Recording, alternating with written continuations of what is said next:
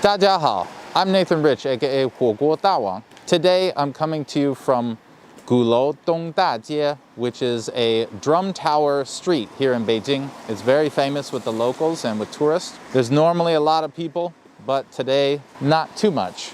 There's a few. Everybody's carrying on, doing what they got to do. Today I wanted to talk to you guys about the H1N1 virus and a subject called whataboutism.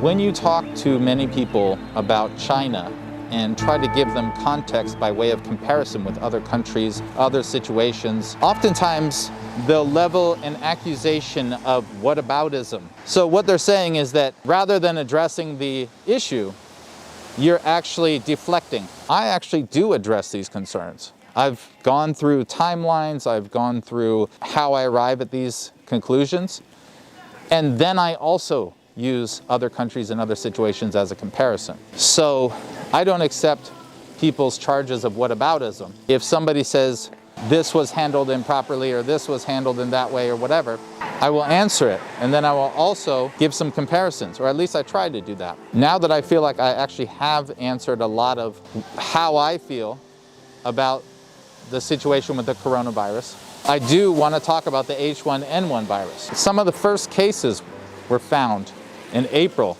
of 2009 in the United States. And if we take a look at the timeline, there's a few things that we notice, especially if we want to compare it to coronavirus outbreak. The first thing that I notice is that at no point did the United States quarantine any cities. And it seemed to be the case that as deaths were happening, the primary response from the United States seemed to be reporting it, cataloging it, getting statistics, getting information. There wasn't a lot of proactive activity. It's just interesting to see that that virus went on to kill upwards of potentially 500,000 people in the world. I'm not talking about infected cases, I'm talking about deaths. And yet at the time, most travel to the United States was unlimited, and personally, I didn't hear anyone at all, anyone, blaming the United States or blaming Mexico or even criticizing the speed at which the United States responded. This doesn't mean anything specific about China, but it does mean that if you want to take a rational, level-headed approach to understanding the speed of things in China, we need to be able to compare it to something. If the United States had quarantined cities rather than just quietly sampling data and gathering information, who knows how many hundreds of thousands of lives could have been saved. The US has a pretty poor track record when it comes to dealing with diseases. We know that. And China's had a relatively poor track record as well, especially with SARS. I think that there's a lot more that could have been done there.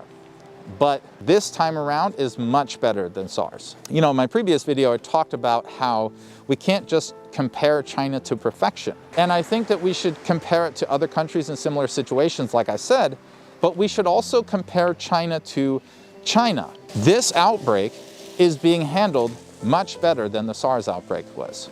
Everyone agrees with that. Literally everyone surely must see that. When you're talking about a country and a government, they evolve very slowly. They're huge bodies. And so you need to be able to compare it to itself to see which direction is it evolving in. Is it getting better? Is it getting worse? And what we can see from so far the handling of the coronavirus is not perfect, much better than the last time, significantly better than the last time. And so that makes me hopeful. That means if this type of thing happens again, it's going to be dealt with even quicker, even better. They're going to be even better prepared for it. That makes me feel positive. It does. If you want to avoid charges of whataboutism, all you need to do is address the points that the other person is talking about and then bring contextual comparisons. And so if somebody levels a whataboutism charge to me after that, I can tell they're just being disingenuous. All they're trying to say is, we don't want to talk about that other country. We only want to talk about China. And then the question becomes, why? why don't you want to talk about the H1N1 virus? I've addressed your concerns about China. Now let's also talk about other countries in similar situations so we can have proper context, so that China can get a fair judgment on this thing. If you think that the H1N1 virus is some ancient thing that isn't important, you know, that was 10 years ago, who cares? Well, Taiwan has been blocking the sale of masks to mainland China, expressing their disconcern for the mainland Chinese people. They've been doing it under the guise of needing to hoard them to protect themselves from the novel coronavirus. But in the meantime, nobody has died from that, while 50 people have died from the H1N1 virus, and you don't hear anything about it. It is relevant. It's still happening. People are still dying from the disease, and yet, when I open up the news channels and look at the media, I don't see anything about it. Very few mentions. This just gives you some context to understand some of the argument of, hey, maybe it's not quite as extreme as you think relative to other things in the world. In the ongoing exchange of ideas out there in the world, on the internet, where people can be very volatile, this is one way that you can ensure that people actually are listening to your points and seeing the comparison, because that's something that's very much missing these days. So I hope that's helpful to you guys. Thanks, everybody. 谢谢.